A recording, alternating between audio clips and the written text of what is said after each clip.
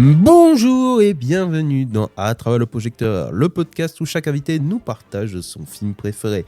Vous pouvez bien évidemment retrouver ce podcast dans toutes les plateformes d'écoute, que ce soit Spotify, Deezer, Apple Podcast, SoundCloud et même bien évidemment YouTube. Vous n'hésitez surtout pas à mettre une note bien évidemment sur les différentes plateformes de streaming, que ce soit Spotify ou Apple Podcast. Mettre 5 étoiles, c'est le plus important pour le référencement du podcast, ça fera toujours plaisir. Aussi, n'hésitez surtout pas à mettre un commentaire, bien sûr, pour connaître un peu votre avis, pour qu'on puisse un peu discuter aussi de qu'est-ce qui peut être amélioré dans le podcast, ou ce que vous adorez dans le podcast tout simplement, ou réagir tout simplement à l'épisode actuel que vous écoutez. Et aussi, surtout, n'hésitez surtout pas de partager au plus grand nombre, à votre famille, à vos amis. C'est le plus important pour que le podcast puisse être découvert du plus grand nombre et ça me ferait un grand plaisir. Aujourd'hui, bien évidemment, dans ce nouvel épisode de À travers le projecteur, je suis bien évidemment toujours Ciné Touga et je serai tout seul. Oui, parce qu'aujourd'hui, nous sommes dans un cas typique de hors-série. Oui, un nouvel hors-série pour plusieurs raisons. Déjà, je n'ai pas d'invité, voilà, un petit épisode un peu plus chill, un peu plus tranquille de mon côté. Et aussi, je suis désolé, je suis navré, je suis un petit peu malade. Donc on va essayer, bien évidemment, malgré la maladie, de faire un épisode de À travers le projecteur. Et pour cela, je vais vous parler tout simplement d'un réalisateur que j'apprécie énormément et qui aura été un petit peu la pierre angulaire de début de ma cinéphilie. C'est nul autre que Sam Raimi. Et là, quand vous entendez bien Sam Raimi, il y a bien sûr quelques films qui vous viennent tout de suite à l'esprit, et notamment deux trilogies. Tout d'abord, la première trilogie qu'il a fait, c'est la trilogie horrifique par excellence, à savoir la trilogie Evil Dead, qui est exceptionnelle, ma trilogie préférée horrifique. Voilà, c'est dit, c'est simple, on n'a pas besoin d'y revenir. Et la deuxième trilogie, son prime, son magnum opus, voilà, ses chefs-d'œuvre, c'est bien évidemment sa trilogie Spider-Man. Voilà, Spider-Man 1, 2 et 3, qui, bien évidemment, pour moi, encore plus, et vous le savez, depuis le début de ce podcast, que mon film préféré, bien évidemment, c'est Spider-Man 2, et on va pas en parler. Voilà, je vous le dis tout de suite, là, dès le début, on va pas parler de Spider-Man 2, ni de Spider-Man 1, ni de Spider-Man 3, je vais vous donner juste un avis global, mais vous connaissez déjà mon avis global sur cette trilogie, parce que, comme vous le savez, si vous avez écouté les derniers épisodes, j'ai prévu, pas tout de suite, mais j'ai prévu quand même de faire 3 épisodes spéciaux justement qui vont relater cette trilogie-là de Spider-Man 1, 2 et 3 pour bien évidemment faire honneur à mon film préféré, Spider-Man 2. Donc voilà, c'est mon film préféré, vous le savez tous, c'est mon film préféré de Sam Raimi, voilà, vous êtes au courant, waouh, ça choque qui? Personne. Mais aujourd'hui, on va parler un peu plus de toute sa filmographie, puisque oui, je vous le dis tout de suite, j'ai vu toute sa filmographie à Sam Raimi. Il a, en tout et pour tout, à peu près une quinzaine de films, dont bien sûr le prochain qui va sortir l'année prochaine, et on va un petit peu relater toute sa filmographie, et vous dire de façon assez chill, tranquille, aujourd'hui, mon avis global sur ce réalisateur Sam Raimi, et où voilà, et un petit peu retracer toute sa filmographie, puisqu'elle est quand même assez particulière, mais qui a quand même pas mal de choses à raconter. Alors bien sûr, dans un premier temps, bien sûr, pas Evil Dead. Ça commence mal. Sam Raimi, bien évidemment, a commencé sa carrière dans l'horrifique. Il a commencé complètement sa carrière dans l'horrifique. C'est un genre qu'il adore, qu'il adule même, et qui a commencé à créer du contenu à la fin des années 70, avec des petits courts-métrages avec ses deux frères, Ivan et Ted Raimi, qu'on voit régulièrement, ces frères, dans ses productions. Que ça soit dans ses films horrifiques et même bien plus tard, bien évidemment, il y a ça. Ted Raimi, vous le voyez un petit peu régulièrement dans ses films en tant que personnage très secondaire ou même tertiaire, bien évidemment, mais il est toujours là. C'est vraiment une histoire un peu de famille, vraiment, ils sont là, ils font jeu égal à chaque fois, Ivan, Ted et Sam Raimi, mais Sam Raimi détient plutôt la casquette de réalisateur, hein. Vraiment, il s'est passionné là-dessus très très jeune. Il a commencé du coup à faire des petits courts-métrages en 77 et en 78 avec Clockwork, hein, qui est son tout premier vrai œuvre notoire, on va dire, un tout petit peu. Voilà, c'est un tout petit film, hein, c'est d'à peine 7 minutes, très horrifique, mais si on veut parler d'un vrai premier jet d'œuvre qu'a fait Sam Raimi, c'est Within the Woods de Sam Raimi, qui est bien évidemment un très très très très petit budget d'horreur qui dure 30 minutes quand même et qui est le père spirituel de Evil Dead. C'est le premier jet un peu d'un Evil Dead. Alors c'est très dans la patte directe de Sam Raimi, hein. On est sur du gore, de l'horrifique. Voilà, la qualité il est dégueulasse, le budget inexistant, mais il est plaisant et il y a plein d'idées qui vont influencer justement cette trilogie Evil Dead qui va arriver juste après. Et c'est notamment le tout premier film où il va faire déjà la rencontre de son meilleur ami, un certain Bruce Campbell. Et Bruce Campbell, on va l'entendre très souvent puisque c'est un ami de longue date de Sam Raimi et qui va le suivre toute sa carrière. C'est son acteur fétiche, bien évidemment. Et pour cela, pour consolider bien évidemment cette amitié, après Within the Woods, il va prendre quelques années pour peaufiner son premier long métrage. Et en 1981, il arrive, il est là, il est tout beau, il est tout frais. Evil Dead 1, bien évidemment, de Sam Raimi, sort au cinéma. Un immense film d'horreur, bien évidemment, que si vous me suivez sur Instagram ou sur TikTok, vous avez peut-être vu passer cette recommandation que je vous ai faite en vidéo, même si bien sûr il a été shadowban parce que on n'aime pas trop montrer du sang sur ces plateformes-là et c'est compliqué de parler de films d'horreur. J'ai l'impression, donc sans être édulcoré, voilà, si on dit les choses sans être édulcoré, on se fait shadowban. Voilà, c'est ma petite plainte du jour, mais c'est dommage parce que c'était une vidéo qui était quand même très très cool que j'avais faite de Evil Dead et qui était excellente, je trouve, à mon humble opinion. Mais si on revient un petit peu sur le film, c'est vraiment un film qui caractérise complètement le style de Sam Raimi, hein, voilà, un style extrêmement nerveux avec de la mise en scène à gogo partout, une horreur magnifique, ponctuée bien évidemment d'un humour qui va être de plus en plus présent dans cette trilogie Evil Dead qui marche complètement bien, un côté très kitsch, très très kitsch et qui fonctionne à merveille avec un budget ridicule, dérisoire pour un long métrage. On est sur je crois, 350 000 dollars de budget, pour vous dire un petit peu que, ils ont fait le film avec 2 trombones et une ficelle, et ça a donné un exceptionnel film de slasher horrifique, gore, tout ce que vous voulez, c'est exceptionnel avec une tension qui est créée et qui est magnifique.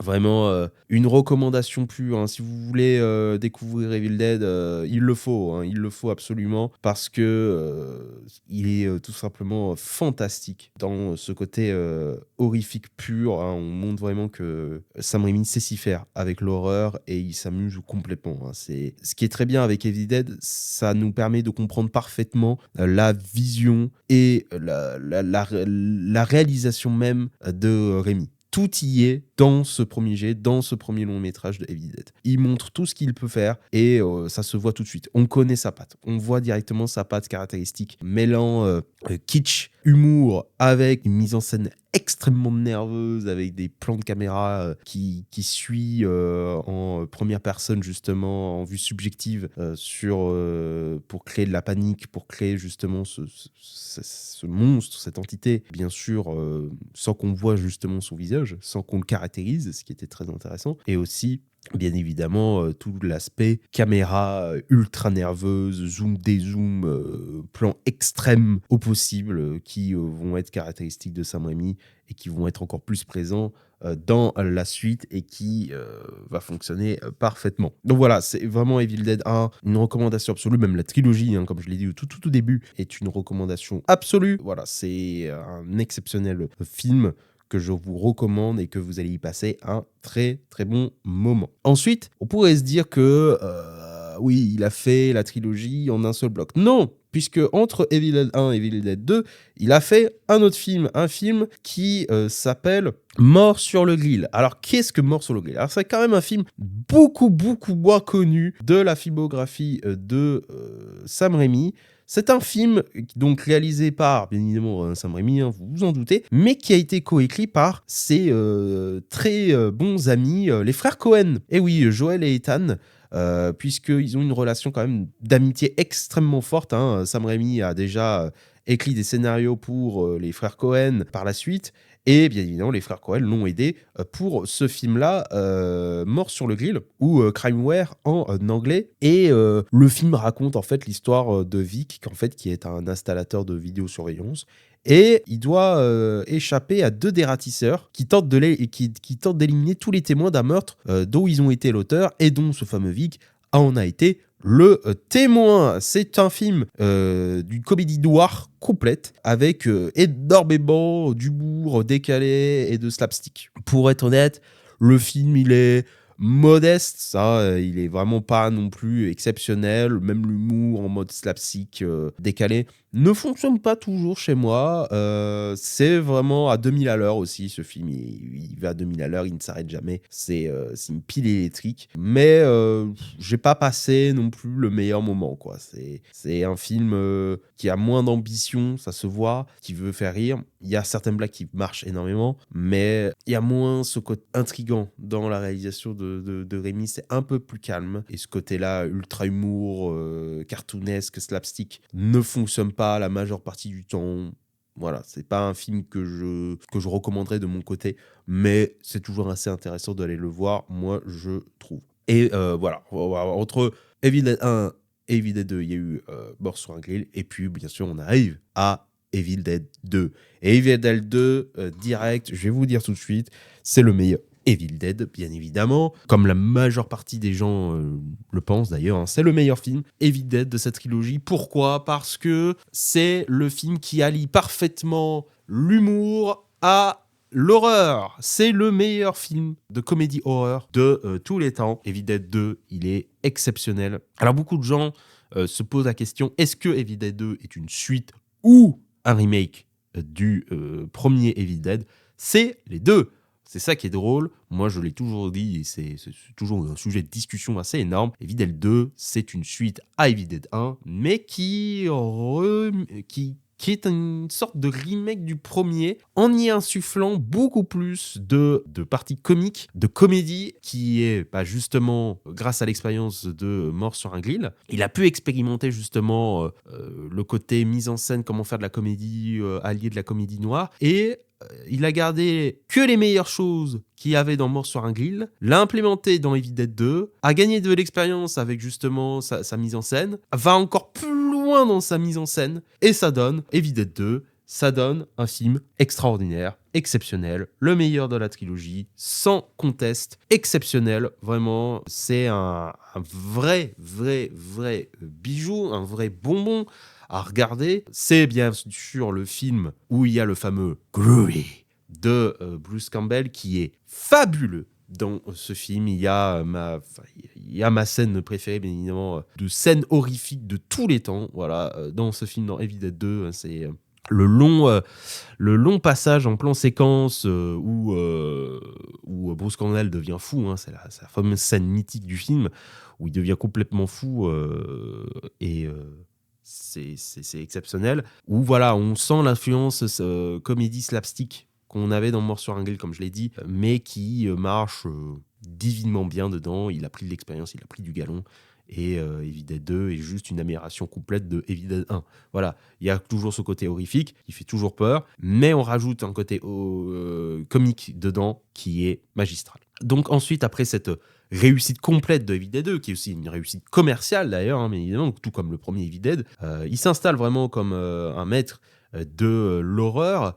Et puis, Sam Raimi, quand même, il adore l'horreur, ça, on est au courant, mais il a aussi une autre passion, un autre courant qu'il aime énormément, c'est les super-héros. Et il a commencé à faire un premier film de super-héros. Et non, ce n'est pas Spider-Man, c'est Darkman. Et oui, Darkman, c'est son premier jet, son premier essai dans le film super-héroïque. Et Darkman, comment dire, c'est un film, déjà pour vous résumer un petit peu qu'est-ce que Darkman, parce que je pense pas que tout le monde connaît Darkman. Et pour résumer un petit peu le film, donc c'est Peyton Westlake, donc un brillant généticien, donc, qui a mis au point une peau artificielle presque parfaite, mais malheureusement trop sensible aux rayons lumineux. Sa compagne, l'avocate Jelly Hastings, oublie dans son bureau un dossier particulièrement compromettant. Les hommes de main du gangster Robert G. Durant mettent le laboratoire à sac pour récupérer le précieux document. Mais dans cette effraction, notre cher ami Peyton Westlake va être grièvement blessé, défiguré, et il est laissé pour mort. Voilà, et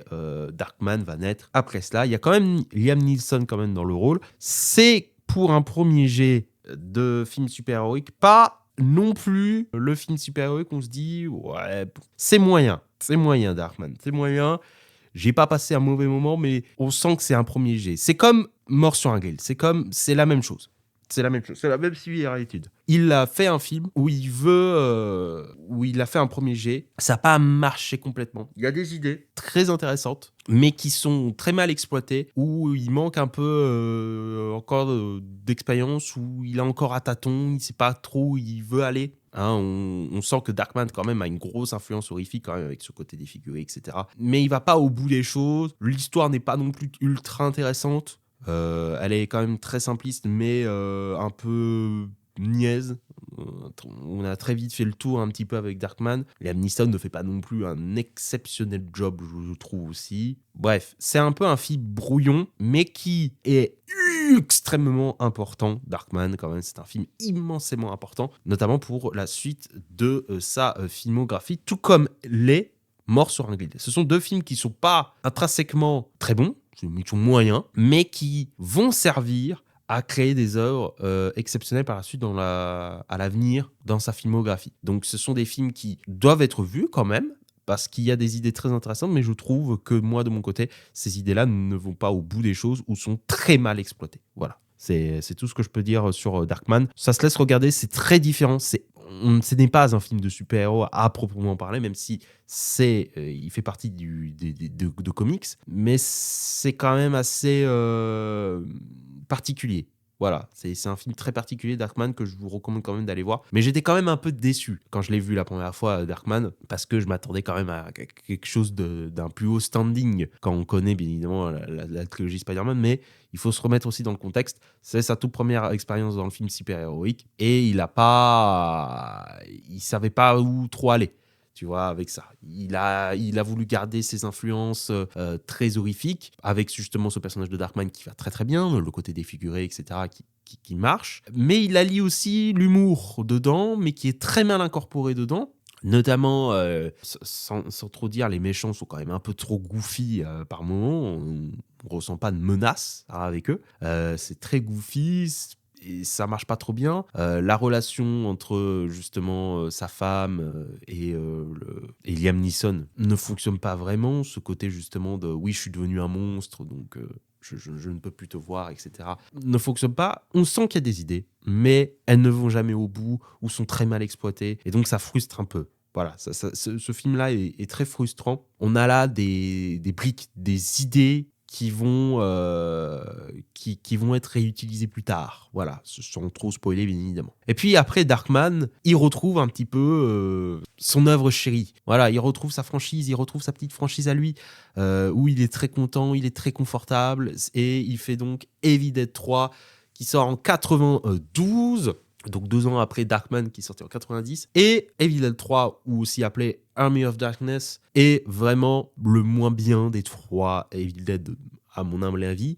Mais le moins bon ne veut pas dire qu'il est mauvais, ce film. Il est loin d'être mauvais, il est trop bien, ce film. Mais ce n'est plus un film horrifique comique, c'est un film comique avec un peu d'horreur. Voilà, c'est vraiment un film très comique, très goofy. Là, on rentre dans un nouveau spectre avec Army of Darkness, où là, on change complètement de dimension, littéralement, d'ailleurs. On change littéralement de dimension, et aussi dans l'expérience qu'on va vivre de Evil Dead. Evil Dead 1 et 2 se complémentent parfaitement, puisqu'il se passe dans le même univers, dans la même dimension, dans la même ambiance, mais le 3 est tellement différent dans son ambiance. Il garde un peu l'ambiance originelle de Evil Dead, mais on n'a plus du tout ce côté horrifique, presque, vraiment, dans ce film. On a vraiment ce côté comique, et il marche immensément bien, ce côté comique dans ce film. Bruce Campbell, il se lâche, il est incroyable. C'est fun, c'est drôle. Allez voir Army of Darkness, c'est beaucoup trop drôle. Il faut le voir. C'est très, très, très, très bien. C'est vraiment un film qui dénote dans cette trilogie, mais qui marche en tout cas. Et c'est ça aussi qui est très intéressant avec cette trilogie Evil Dead, c'est que chaque film devient de plus en plus comique. On a vraiment Evil Dead 1 qui est horreur pure, avec 2-3 moments un peu kitsch, un peu comiques. Le 2 qui est l'équilibre parfait entre comique et horreur, et le 3 qui est à dominante comique avec un peu d'horreur. Donc c'est très très drôle comme façon de faire, et ça montre aussi la versatilité que peut avoir Sam Raimi aussi à allier le comique et l'horreur, et juste il peut donner soit plus, soit moins, et c'est très très drôle. Et là, il conclut sa trilogie, sa franchise Evil Dead. C'est fini. On n'a plus, on a plus de Evil Dead. C'est fini. Ça aura été un succès commercial, critique, tout ce que vous voulez. Il est rentré dans le panthéon de l'horreur, cette trilogie Evil Dead. Il est rentré dans l'inconscient collectif, quand même, dans la culture horrifique. C'est quand même devenu des films cultes de l'horreur maintenant, Evil Dead. En tout cas, c'est cette trilogie-là. Bravo Sam Raimi d'avoir créé ça déjà. Il a déjà créé une première trilogie culte dans le thème de l'horreur, avec des films exceptionnels, notamment le Evil Dead 1 et 2, notamment, qui est son chef-d'œuvre, Evil Dead 2 dans cette trilogie, et Evil Dead 3, Army of Darkness, qui est quand même un panthéon de films comiques. C'est peut-être son film le plus réussi en termes comiques. Voilà, il est exceptionnel, Army of Darkness. Donc voilà, gros big up pour cette trilogie que je vous recommande absolument de le dire. Je l'ai dit au moins 155 fois durant cet épisode. Mais ensuite, après Evil Dead 3, on va avoir une disette quand même de 4 films où notre ami Sam Raimi va arrêter purement et simplement de faire du Sam Raimi. Il va pas arrêter purement et simplement, mais il va s'agir énormément, il va se lisser énormément, il va s'essayer à d'autres registres en enlevant beaucoup de sa patte, peut-être aussi en s'uniformisant plus au modèle hollywoodien, peut-être, je ne sais pas. Mais il a fait 4 films qui sont quand même moins identifiables en tant que film de Sam Raimi, même si le premier que je vais vous parler est un très bon film, justement, son meilleur film de ces 4 films-là que je vais vous parler, c'est The Quick and the Dead, aussi appelé Mort ou Vif en français, avec un casting 5 étoiles. C'est un casting 5 étoiles, mesdames et messieurs, parce que quand même, on a Sharon Stone dans le rôle principal, Gene Hackman, Russell Crowe, Leonardo DiCaprio, Gary Sinise. Bref, on a quand même du très, très, très, très lourd. Un film excellent qui, pour résumer très facilement, on a une femme qui arrive dans un village et va participer tout simplement à un tournoi de gunshot, puisqu'on est dans la période du western, et c'est beaucoup trop bien. Avec déjà une Sharon Stone qui campe un rôle de cow-boy, je n'ai pas vu ça nulle part ailleurs. Alors, je suis sûr que ça existe des westerns avec des femmes dans le rôle principal, mais c'est le seul qui me vient à l'esprit. Mort ou Vif, et elle est exceptionnelle dans son rôle. Et tous les autres rôles aussi sont géniaux, avec un DiCaprio pré-Titanic aussi, c'est très drôle. Russell Crowe aussi. Il y a pas mal d'acteurs où justement, ils sont pas encore à leur pic de popularité. Voilà, Russell Crowe, Leonardo DiCaprio. On a quand même Gary Sinise et Gene Hackman quand même, et Sharon Stone, mais c'est particulier. Et Sam Raimi arrive parfaitement avec ce film à jouer de tout ça. C'est un film que je vous recommande. Très très fun, très recommandé. On a toujours un petit peu de la patte de Raimi, même si c'est très parsemé. Un petit peu, c'est beaucoup plus confiné, restreint. On n'est plus du tout sur l'éclate absolue de Evil Dead, mais c'est tout aussi bien. Mort ou Vif, je vous recommande absolument. Voilà, c'est simple, c'est clair, c'est précis. Ensuite, il va nous prendre quelques petits temps off. Voilà, Et il va revenir 3 ans plus tard avec un nouveau film qui s'appelle A Simple Plan, aussi appelé bien sûr un plan simple en français, vous vous en doutez. Pour résumer, c'est 3 amis, Hank, Jacob et Lou, qui découvrent par hasard une carcasse d'avion renfermant un cadavre et un sac contenant plus de 4 millions de dollars quand même. Ils décident quand même de garder le secret pour Jacob et Lou. 2 losers au chômage, c'est une fortune tombée du ciel, mais pour Hank, un honnête père de famille, c'est le début d'une longue descente en enfer. Voilà, c'est un film qui est quand même dans le registre du polar, assez froid et cynique, et qui a des faux airs quand même de Fargo, des frères Cohen, qui est venu 2 ans avant. On a quand même ce petit côté Fargo qui est présent dans le film. On le ressent, hein, même déjà la neige, le côté un peu froid, le côté bleuté. On sent qu'il s'inspire énormément de Fargo, hein, qui était vraiment... on sent complètement l'aspiration dedans, mais ça reste quand même aussi un très bon film, Simple Plan. Alors par contre, un plan simple, c'est peut-être le film... Tu me dis que c'est un film de Sam Raimi, je ne te croirais pas, puisque quand même c'est un film qui a beaucoup plus un aspect cohénien dans l'aspect. On ressent plus du tout le côté Raimiesque un petit peu. On sent vraiment qu'il veut tester pas mal d'autres genres. On a eu le western, maintenant le polar froid. Et vous verrez que les 2 autres films d'après vont continuer dans cette direction-là. Mais pour l'instant, ce sont des fours au box-office. Hein. Depuis Evil Dead 3, ce sont que des films qui ont fait des fours, malgré une critique qui est plutôt bonne, malheureusement. Que je vous recommande d'ailleurs, un Simple Plan. Voilà, c'est un film qui ressemble à Fargo, mais à la sauce un peu plus Raimi-esque, on va dire. Mais il fonctionne très bien. C'est un très bon film quand même que je vous recommande. Ensuite, on a le 3e liste de cette liste un petit peu, c'est For the Love of the Game, avec Kevin Costner dans le rôle principal, qui joue un lanceur des Tigres de Détroit, et il traverse une double crise. Déjà, son club l'a transféré et sa femme décide de le quitter. Donc, on va suivre en réalité le tout dernier match de Billy Chappell, donc le nom du personnage principal de Kevin Costner. Et dans ce match-là, on va alterner entre son dernier jeu, et plein de moments de sa vie. Il va faire un bilan de sa vie de sportif et d'homme, voilà, simplement. C'est vraiment un film... un film très niais. Voilà, si je devais vous résumer le film, un film très niais. Un film dont je vais pas trop détailler, parce que je trouve que c'est pas un super film. Vraiment un film très niais en mode, oui, je vois ma vie, j'ai vu ma vie, je vois maintenant les erreurs que j'ai pu faire, j'ai essayé de faire quand même le match parfait. Et il repense à toute sa vie d'avant, etc. Ses réussites, ses échecs, etc. Bon, c'est un film, je m'en fous presque un petit peu du film. Vraiment, j'ai pas été du tout transporté par ce film. Vraiment, c'est un film où j'étais en mode, mais je m'en fous en fait. C'est pas bien fait. C'est ni fait ni à faire. Vraiment triste. Triste pour ce film. En plus, il y a Kevin Costner, j'aime beaucoup. Mais là, ça marche absolument pas, malheureusement. Ce film ne marche pas et n'a pas du tout marché au box-office d'ailleurs. Et puis, le dernier film de cette quadrilogie de films où il change de registre, c'est The Gift, ou Intuition en français, où on a quand même Cate Blanchett dans le rôle principal. Pour vous résumer un petit peu le film, ça raconte l'histoire de Annie Wilson, donc jouée par Cate Blanchett, qui est une médium dans une petite ville de Géorgie qui utilise ses dons pour gagner sa vie en tirant des cartes.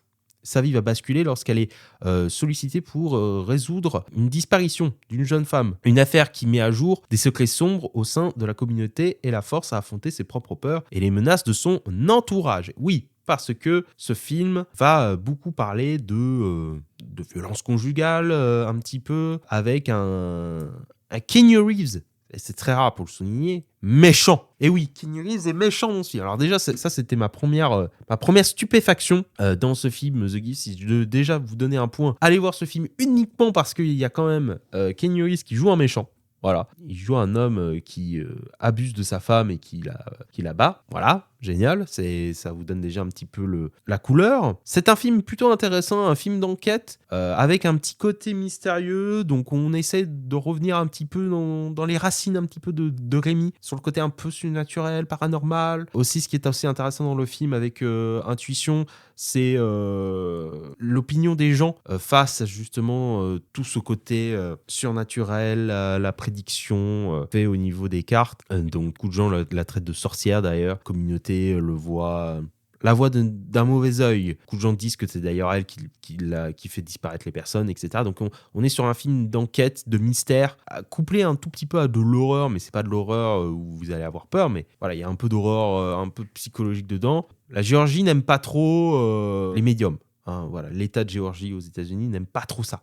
Ils n'aiment pas trop les médiums, j'ai l'impression. Et donc, c'est un quotidien plutôt compliqué pour elle, mais Cate Blanchett, elle est super dans son rôle. Un film que je vous recommande quand même d'aller voir. Film d'enquête sur une disparition des personnes, etc. Mais qui, au final, est quand même assez basique. Il n'a pas vraiment de choses assez particulières à proposer, mais c'est un film plutôt intéressant en tout cas. Et c'est d'ailleurs le premier film depuis Evil Dead 3 où enfin c'est un succès beaucoup plus clivant en termes commercial, en termes de box-office. Enfin, il repasse dans un aspect beaucoup plus positif dans le box-office, même si pour moi le film n'est pas non plus exceptionnel.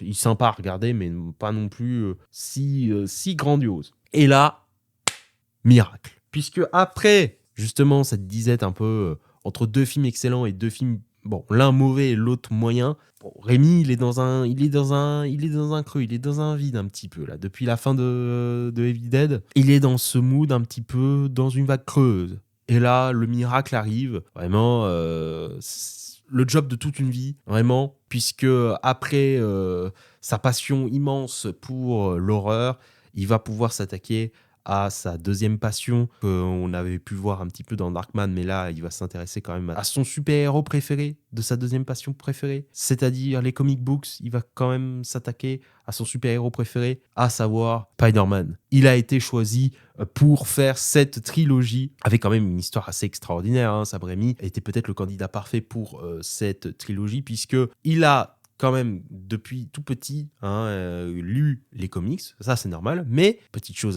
assez intéressante, c'est que Sam Raimi a un dessin peint au-dessus de son lit de Spider-Man. Et ça a quand même joué en sa faveur, je dirais, pour que Sony se dise « Ok, ce type-là aime plutôt bien Spider-Man ». Et ils ont eu beaucoup raison, puisque ça a donné, non sans mal, la meilleure trilogie de super-héros de tous les temps, pour l'instant. Parce que là, on a un contender très sérieux avec les films Spider-Man Into the Spider-Verse. Voilà, je le dis.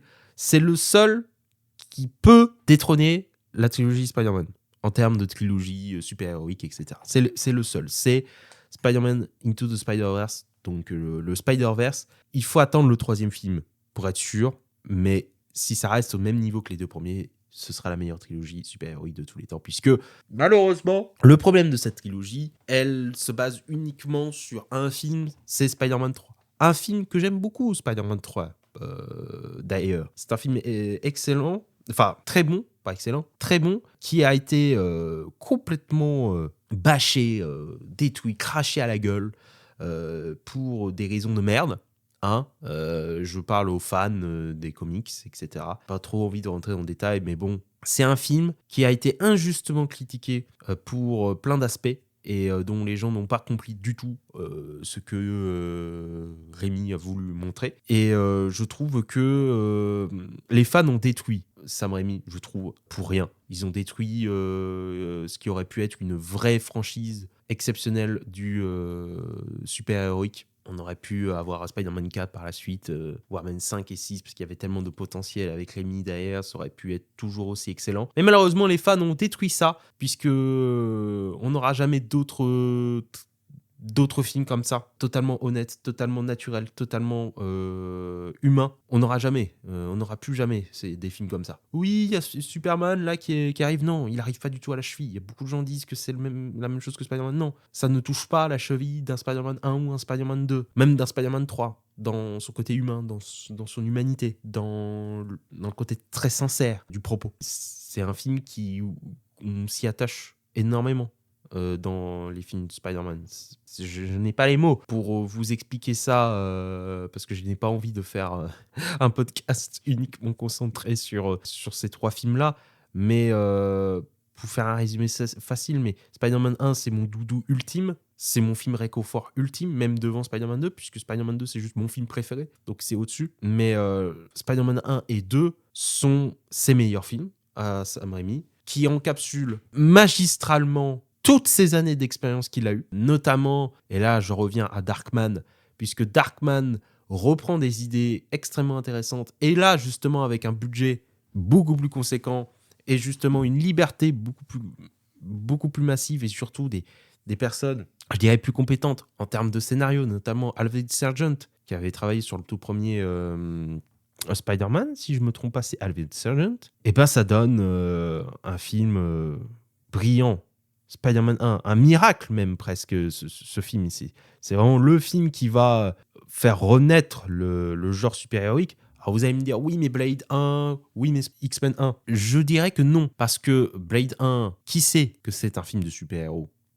Personne. C'est un film quand même très gore, avec du sang, etc. Un peu à la sauce Matrix, et ne veut pas aller dans ce côté très super-héroïque. Et X-Men 1 essaye de se détourner le plus possible du côté comics. Donc, c'est un peu embêtant. Spider-Man 1, c'est le premier film qui embrasse complètement le côté comic book, le côté super-héroïque, le côté fantastique, le côté extraordinaire, et il arrive à la meilleure période puisque Spider-Man 1 peut enfin être bien adapté grâce à l'ère numérique qui est enfin là. Les années 2000 ont amené ce que Spider-Man manquait, c'est ce côté extraordinaire, ce côté surréaliste, ce côté fantastique, amazing même. C'est grâce à l'ère numérique, à la CGI. Sans ça, on n'aurait jamais eu un film Spider-Man aussi bien et aussi impactant pour notre génération. C'est un film miraculeux qui a explosé, un boom culturel exceptionnel, Spider-Man 1, qui a ouvert la porte à toutes les adaptations de films de super-héros du côté de Marvel déjà, et aussi du côté de DC, la Renaissance, avec aussi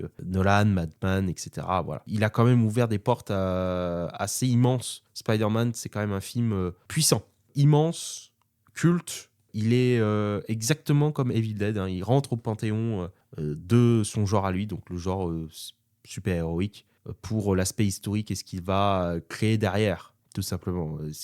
Tout ce qu'il va consacrer, tout ce qu'il va créer derrière comme inspiration, et dire c'est possible de créer des films sont fantastiques, exceptionnels, surréalistes, mais dont on y croit. On y croit à cette surréalité, grâce justement à ces effets numériques. Et après, bien sûr, il a fait Spider-Man 2, où il reprend tous les points du Spider-Man 1 et les met à 200%. Le côté de la responsabilité de l'humain, la sincérité, la dualité immense entre le poids des responsabilités de Spider-Man et Peter Parker. Un film qui m'a immensément inspiré, m'a beaucoup aidé dans des situations plutôt compliquées, m'a ouvert à ma cinéphilie grâce à ce film. Bref, un film, sans lui, je ne serais pas là à vous parler sincèrement de cinéma, de cinéphilie, etc. Je ne serais même pas là. Vraiment, Spider-Man 2 est le plus grand film de super-héros, sans aucun doute. Un film extraordinaire, avec une mise en scène magistrale, vraiment. Quand on compare avec tous les autres films de super-héros qui ont été faits, personne n'arrive à la cheville de Spider-Man 2. C'est d'une maîtrise absolue. Les scènes de combat sont immenses, exceptionnelles, rythmées à la perfection, sans être trop long, mais avec une imagination débordante, vraiment. Avec un côté tragique, comme je l'ai dit tout à l'heure, entre la dualité entre Peter et Spider-Man, il est magistral. Mais aussi, on a du côté très comique, très drôle, et qui fonctionne parfaitement, bien évidemment.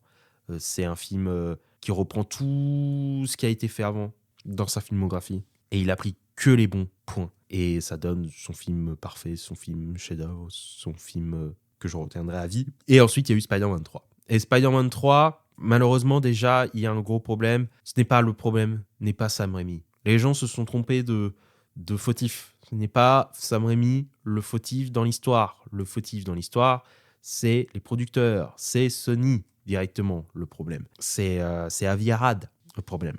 Parce que Spider-Man 3, qu'est-ce qui se passe ? Qu'est-ce qui ne va pas ? Déjà, on impose le méchant. On veut Venom. Parce que Venom, ça amène de l'argent. Cash money. Déjà, ça commence mal. Parce que Sam Raimi ne connaît moins bien ces super-héros-là de ces années-là. Des années 80, 90. Lui, il est plus du côté Golden Age, du côté John Romita Sr., du côté Jack Kirby, côté Stan Lee. Voilà, il est de ces super-héros, enfin de ces méchants-là. Que ce soit le Bouffon Vert, Docteur Octopus, le Vautour, l'Homme Sable, etc.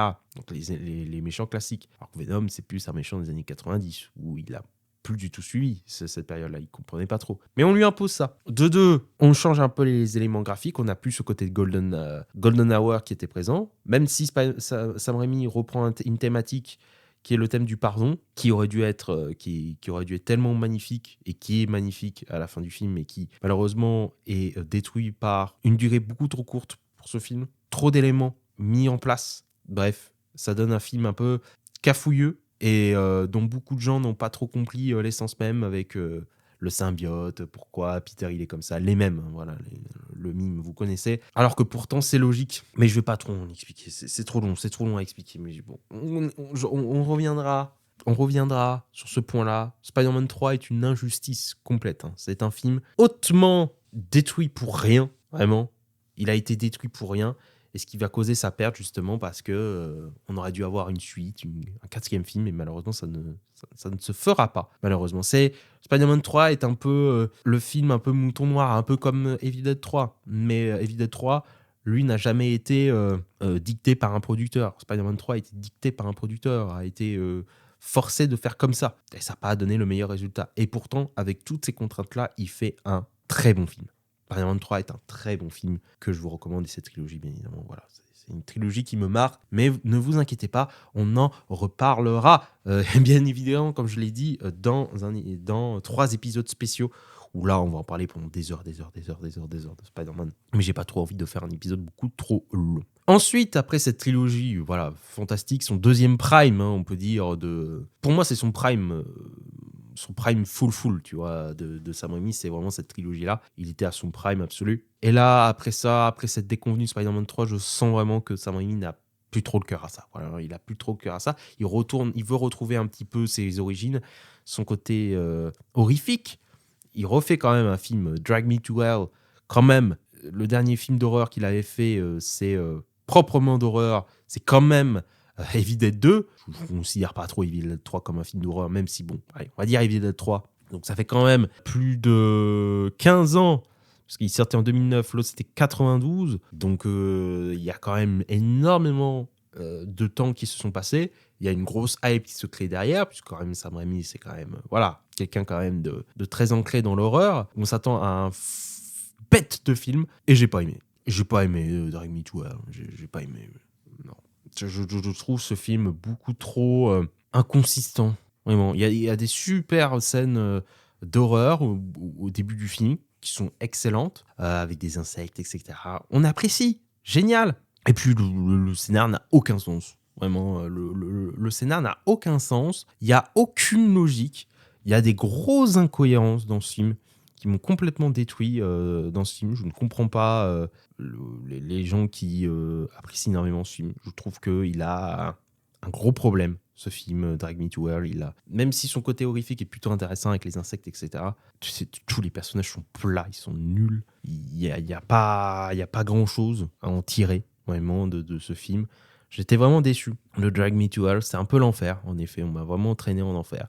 Pour le coup, j'ai pas trop envie d'en discuter plus longuement, et ensuite il repart un petit peu dans un côté fantastique, il retrouve un peu James Franco qu'il avait été dans la trilogie Spider-Man. Il nous fait le monde fantastique d'Oz, un film très moyen, voilà, j'ai pas grand chose à dire, vraiment le film moyen par excellence, générique, film Disney, il y a pas vraiment trop d'âme, on sent vraiment qu'il fait des films, mais il n'y a plus trop de passion, là, j'ai l'impression, avec ce qu'il fait. Vraiment, je trouve qu'il perd un peu, il est un peu perdu de motivation. Moi, c'est ce que je ressens quand je vois ces films-là. Drag Me to Hell, c'était un moyen de revenir aux sources, de se soigner un petit peu de son mal-être de Spider-Man 3. Et puis après, il a voulu retourner sur Spider-Man 4, mais bon, ça a été annulé. Et donc, du coup, il repart dans un projet où, bon, on sent qu'il a plus trop la même passion avec le monde fantastique d'Oz. Un film oubliable, complètement oubliable, vraiment, où il n'y a pas vraiment de choses à retenir dans ce film, malheureusement. Et c'est très dommage, quoi. Et d'ailleurs, ça le prouve bien parce que entre 2013, il leur a fallu 10 ans quasiment avant de revoir un film de long métrage de Sam Raimi. Quand même, 10 ans. Je pense que vraiment, il avait perdu complètement la motivation après que Spider-Man s'arrête, quoi. Et la mauvaise expérience qu'il y a eu de Spider-Man 3. Vraiment, il y a eu un shift complet. Je suis presque persuadé, que je mets ma main coupée, que l'expérience Spider-Man 3 l'a un peu détruit. L'a un peu détruit malheureusement. Et Spider-Man 4 aussi, l'annulation l'a affecté. Et il a mis 10 ans quand même avant de revenir. Il a quand même produit des séries avant. Il a quand même réalisé le premier épisode de H and Evil Dead. Enfin, H versus Evil Dead, qui est génial d'ailleurs, la série, je vous conseille. Donc il essaye un petit peu de penser un peu ses plaies, mais on le sent plus trop motivé. Et là, on se dit, grosse annonce, Marvel, le MCU, prend Sam Raimi pour faire Doctor Strange 2. Alors là, bien évidemment, on se dit Banco! Enfin, le retour de Sam Raimi sur un film de super-héros. Il a pris du temps, il a pris 10 ans avant de revenir. On se dit, c'est le bon moment. En plus, Sam Raimi aime énormément Doctor Strange. C'est son deuxième super-héros préféré, Doctor Strange, après Spider-Man. Donc, il est aussi un immense fan. Donc on se dit, ok, il y a matière à faire énormément de choses. Sauf que, moi, dans mon esprit, je me dis, c'est le MCU. Le MCU, on les connaît. Ils aiment bien castrer les réalisateurs avec énormément de vision, dont notamment, et qui ont beaucoup d'esprit créatif, dont notamment Sam Raimi fait partie de cette catégorie. Je me dis peut-être que c'est un renouveau de Marvel qui vont donner un peu plus de confiance à des réalisateurs de talent. On se dit, ok, il faut juste que Sam Raimi ait la main mise sur son projet. Ne pas nous refaire une Spider-Man 3. Qu'est-ce qui s'est produit, à votre avis, quand Doctor Strange 2 est sorti? Un film de merde. Et ça se voit beaucoup trop que le film a été haché, menu, a été complètement enlevé de l'identité de Raimi. Et le MCU a insufflé toutes ces paillettes de charges obligatoires, en fait. Il a été restreint, Raimi, dans ce film. Il a été restreint complet. Il a été complètement restreint et ça a donné un mauvais film. Ça a donné un mauvais film, quoi. Alors que, bordel, j'avais tellement de hype pour ce film. J'avais tellement de hype. Je me suis dit, peut-être enfin la résurgence du MCU en donnant les clés à un vrai réalisateur. Parce qu'on sait ce que Raimi peut faire quand il a la main mise sur un projet, etc., qu'ils le font confiance, ça donne Spider-Man 1 et 2, et bah voilà. Doctor Strange 2, bah, c'est un loupé complet, un loupé intersidéral. T'es complètement dégoûté. J'ai eu beaucoup de mal malheureusement avec ce film du MCU. Et je sais, et j'en suis persuadé, que c'est encore pas la faute de Raimi. Il s'est fait encore museler par le MCU. Elle me dire, oui, mais c'est pas de la faute de Raimi à chaque fois, tu vas me dire. Mais on a déjà eu l'exemple concret avec Spider-Man 3, quoi. Et là, il y a encore le même exemple, quoi. Je suis sûr qu'il avait des idées immenses, quoi, dans ce film. Il a rien pu exploiter. Il était contraint par le cahier des charges, quoi, du MCU. Mais il faut respecter notre univers. Et donc, il était restreint. Du coup, il était en mode, ouais, on peut pas faire grand chose, quoi. On peut pas faire grand chose. Voilà. Et du coup, c'est la dernière expérience qu'on a de Sam Raimi. Une expérience qui me donne un goût très amer. Je suis pas hypé par son prochain film, Send Help, qui sort l'année prochaine, avec Rachel McAdams. Je veux voir. Je vais quand même voir parce que j'aime beaucoup ce réalisateur. Ce n'est pas un de mes réalisateurs préférés, je tiens à vous le dire quand même. Mais ce qui est quand même assez intéressant pour conclure un petit peu avec Sam Raimi, c'est quand même un réalisateur qui a quand même 2 trilogies iconiques. L'un dans sa première passion, l'horreur, et dans sa deuxième passion, les comics de super-héros. Donc il a montré, quand on le laisse faire, quand on le laisse sa full créativité, une full liberté, il a 2 trilogies qui sont entrées dans leur propre rang de culte, dans leur genre à eux. Et après ça, il a quelques films plus indépendants qui sont vraiment excellents et d'autres vraiment pas bons, quoi. Ou des films qui vont l'aider à s'améliorer pour justement aider à ce que cette trilogie à lui, notamment Mort sur un grill pour sa trilogie Evil Dead et Darkman pour sa trilogie Spider-Man, vont l'aider justement à créer ses chefs-d'œuvre à eux. Tu vois, ces trilogies, ces chefs-d'œuvre. Voilà, c'est tout ce que j'ai à dire vraiment. Depuis Spider-Man 3 et depuis l'arrêt de Spider-Man 4, ce n'est plus le même Sam Raimi. Vraiment, on n'est plus du tout sur la même grandeur qu'il y avait avant. Est-ce qu'on aura une résurgence de lui? Je ne sais pas. À voir ce qu'il peut faire. Je reste quand même attentif sur ce qu'il peut faire. Et aussi, dernier point, Spider-Man 4 est une très mauvaise idée.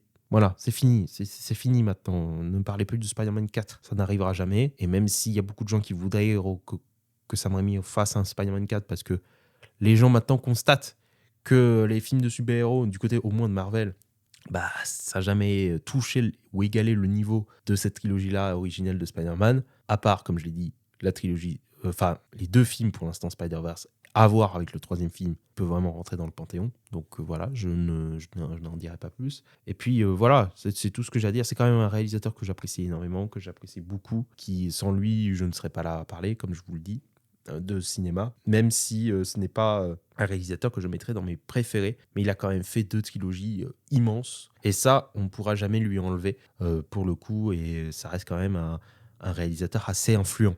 Donc voilà, c'est tout pour moi aujourd'hui. Un épisode beaucoup plus tranquille, beaucoup plus aussi improvisé. Voilà, je vais beaucoup hésiter dans cet épisode, j'ai beaucoup mettre d'hésitation dans ma voix. Je suis aussi un petit peu malade, voilà, je suis désolé hein, si vous entendrez des reniflements pendant tous les épisodes, je suis désolé, je suis un peu malade. L'hiver arrive, voilà, c'est pas non plus la meilleure des périodes pour moi, mais voilà. En tout cas, j'espère que vous avez apprécié cet épisode. En tout cas, moi, en tout cas, je l'ai plutôt bien apprécié. Vous pouvez bien évidemment retrouver ce podcast dans toutes les plateformes d'écoute, hein, mais évidemment Spotify, Deezer, Apple Podcasts, SoundCloud et même YouTube. Les étoiles, très important, 5 étoiles. N'oubliez pas les commentaires, un like et surtout partager à votre famille ou à vos amis. Bien évidemment pour que le podcast soit connu de tous ou en tout cas pour le plus grand nombre en tout cas. Et sur ce, moi je vous donne rendez-vous dans 2 semaines, mais cette fois-ci avec un invité, voilà, c'est promis. Et sur ce, moi je vous dis à la prochaine, bye tout le monde.